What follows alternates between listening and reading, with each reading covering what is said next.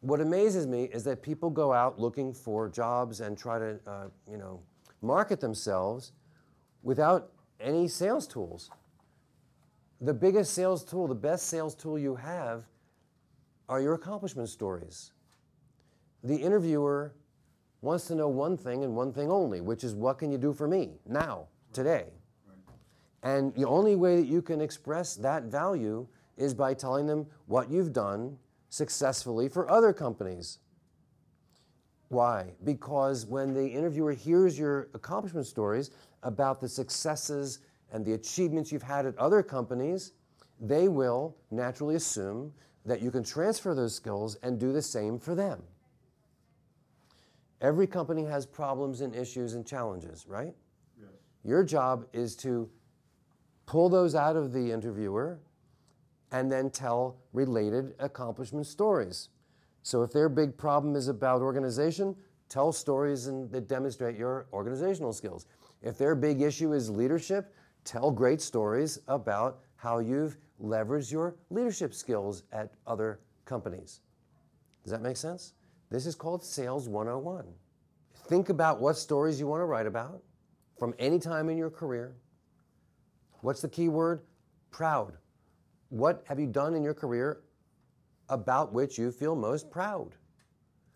I don't care if it's from you're 18 years old or you're 48 years old. It's still you. It's still your achievements, your accomplishments, your results.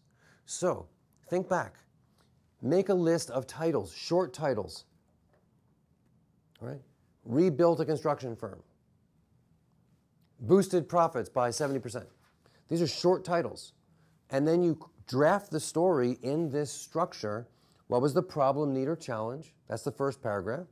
Second paragraph is what did you do about it? Not the team, not the company, you. Third paragraph is how did you do it specifically? I want to hear the step-by-step actions you took. Fourth paragraph is what are the positive, tangible results that you produced and quantify those results if at all possible. And finally, what skills did you demonstrate? If I say to Peter, tell me that story about when you managed the marketing communications department.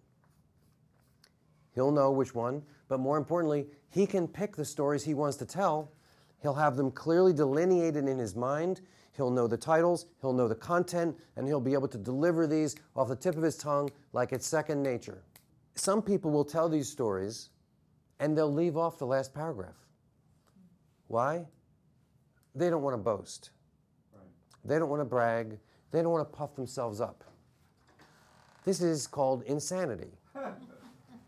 It's a little bit like telling a joke without the punchline. It kind of leaves people dry, right? Leaves them hanging. Why would you tell the story and then not hit them hard with the punchline?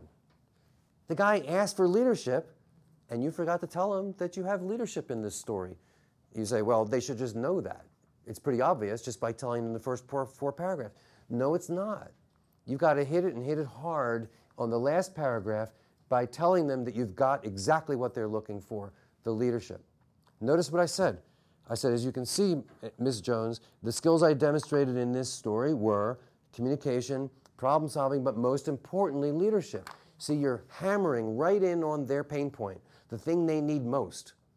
That's why you have to include the last paragraph. When you're at an interview and the interviewer keeps harping on leadership and they keep complaining about how they don't have enough leadership, et cetera, then you should zero in on leadership and think, what story can I tell this interviewer that will demonstrate my leadership skills?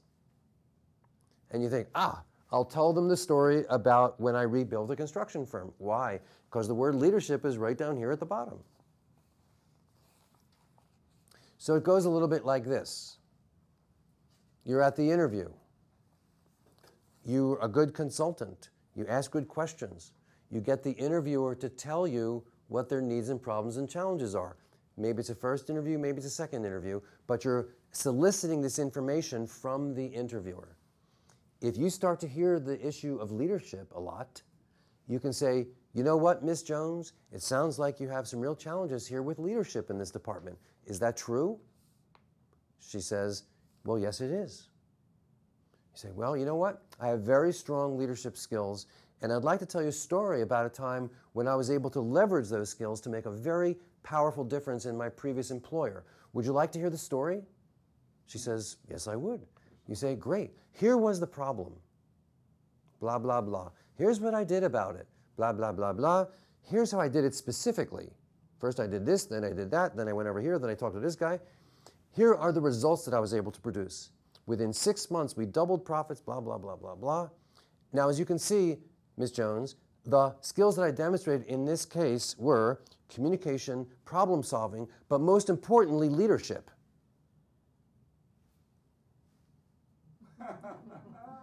Ms. Jones says, Richard, when can you start? That's how that goes. You do it again and again and again. Like I said earlier, when you have an interview going on, your job is to solicit their pain points and then tell related accomplishment stories that directly address their needs, their problems, their challenges. That is the interview. That's what the interview is.